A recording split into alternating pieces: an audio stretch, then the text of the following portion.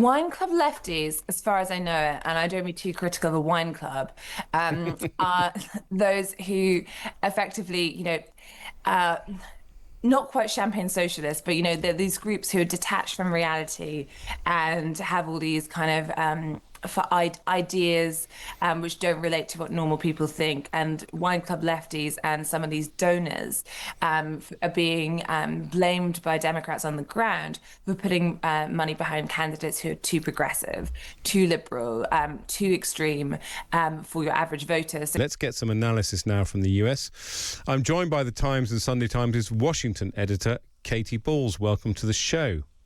Thank you. Now, of course, Katy, it's occurred to me, you worked with Rod at The Spectator. You must have known him pretty well. Yeah, well, I was at The Spectator for about 10 years. And then, of course, when I moved to The Times, I agreed to get up at what is, I think, about 6:45 a.m. every Saturday to speak to him. Also to speak to you, Ed, of course. But no, I remember, of course, arriving pretty young at The Spectator, and he was a fairly intimidating force, obviously having been there a long time, but always funny in a room. And I think what I also found funny was the reaction of others around him. So I lost count of the number of interns we get on The Spectator internship program, who on the first day was explaining it was very simple. They had one ambition that they wanted to achieve from their internship and maybe their life, which was to be the next Rod. And then also... How brilliant. That's great. Exactly. And I would always be like, some of them would be more confident than others about how easy that would be to achieve. But that's what they did. And some of them wouldn't accept edits because they would say to me, well, I'm actually writing like Rod Liddle. And I didn't quite have the heart to break to them that they weren't really writing like Rod Liddle. And then just finally, I remember being at various Spectator salons and parties where there'd always be a contingent, and Rod would sometimes come to these, not always because he prided himself on not being a member of the metropolitan elite and living in London. But when he was there, there'd be a little, not quite a queue because I tried and be a bit cool in that, but a group of basically Rod Liddle fanboys and fangirls who would want to go up and pay their respects and be a bit nervous. And he had a brilliant skill of working out who was the most try-hard, keen to please, or a little bit too complimentary, and often cutting them down to size slightly, which wasn't always nice for them, but if I'm being honest, was a sport for other people in the room. How absolutely brilliant. I had no idea you were going to say that. I love the idea of these interns wanting to be like Rod. That's brilliant. But anyway, let's talk about your day job, which is our Washington editor. You're on the front line in Donald Trump world. Donald Trump is having a war of words, or in theory, with his war secretary, Pete Hegseth. This is because they've run out of missiles. Yes, well, they have allegedly run out of missiles if you listen to journalists, and they have definitely not run out of missiles if you listen to the White House. So that's one for listeners. But effectively, this is a story that first emerged in the Washington Post this week and has received a furious response from parts of the White House. But it alleged that Camp David, which is where Donald Trump recently held a televised cabinet meeting, and these televised cabinet meetings, you often have White House aides say, the peak of transparency, but what it didn't show was this exchange we hear where Trump quizzed his Secretary of War from the newly named Department of War on why there were these missile shortages, which meant that he was having limited options and felt held back in terms of what he could do on Iran. Now, since then, you've had, I think what you could say is a little bit of a non-denial. So what the White House have been saying is that he was not angry at Pete Hegseth, he was not furious. Is there a conversation about missiles and in terms of ammunition and where things are at? It feels as though that is not something they're completely denying, but I think it speaks to, as the war goes on much longer than Donald Trump and his team wanted it to, he is just trying to find it's getting harder to find that landing space. And we've spoken about this many times, but tensions are clearly rising as the midterms are also coming up the tracks, where I think the Republicans are going to be punished if gas prices stay as they are. Yeah, no, I mean, there was an amazing sort of Donald Trump tweet where he appeared to say none of the stories about him and Pete Hegseth are true, and whoever's leaking them is going to be prosecuted for leaking classified information. The other battleground that's emerging are data centres. Why are data centres becoming a political issue in the US?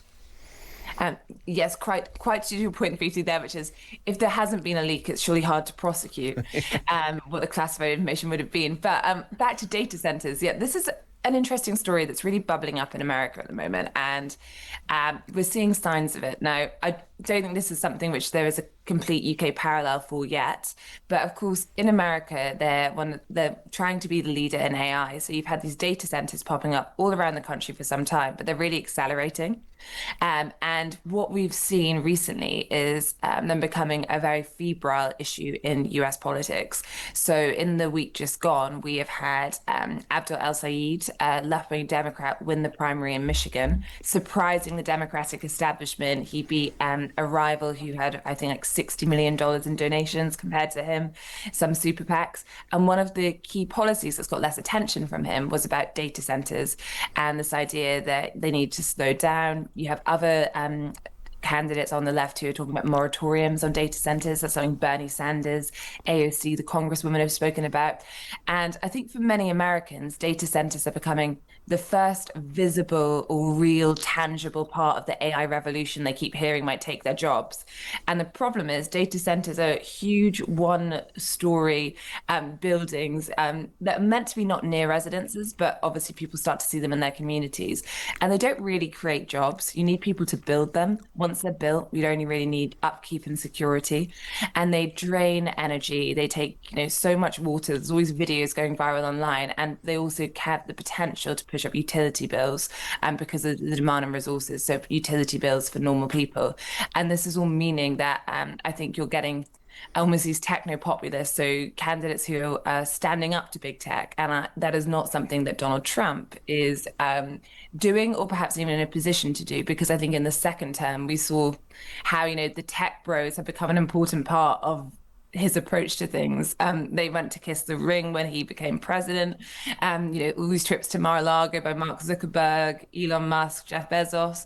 But generally, too, the US economy is so dependent on AI companies at the moment for growth. I think they're in a position where they have to press on, but at the moment they're losing public support for a really key part of this very, very quickly. Now, the midterms should in theory be an open goal for the Democrats, but they've managed to start a kind of mini civil war. What are wine club lefties and why are they a problem?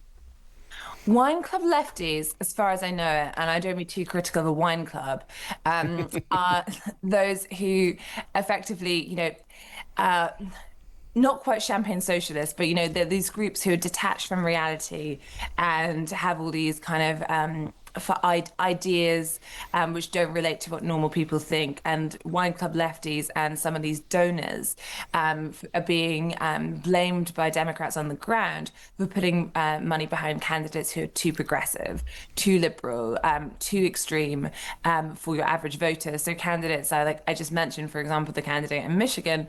You've also got a primary on Tuesday, Francesca Hong in Wisconsin, that she's expected to win. She's a Democratic socialist. I followed her around last weekend in Wisconsin, but she's gone viral in America because she previously said she thought Thanksgiving should be cancelled. She was then asked if she still wanted to cancel Thanksgiving, and she gave an answer saying she was a chef, but it was an emotional day for people. Then she was asked one more time by a different publication, and she said, no, Thanksgiving is my favorite holiday. So at that point, I think they'd realized maybe that wasn't how to take the good people of Wisconsin, land of farmer, cheese and meat and farming land with you. But I think there is a worry that some of the candidates that are being selected in these primaries are exciting the base. And I think you've got to note that they're getting some energy, but it could mean in some of these really tight key swing state races, which the Democrats really need to get the gains they want in November, they're going to make it harder and could help the Republicans. Absolutely. Well, that's Katy Balls, our Times and Sunday Times Washington editor, Katy Balls, who got up at 6:45 every Saturday for Rod Liddle. You can read Katy Balls in the Sunday Times tomorrow or with a digital subscription via thetimes.com. And, of course, you can listen to her on her podcast, The State of It USA.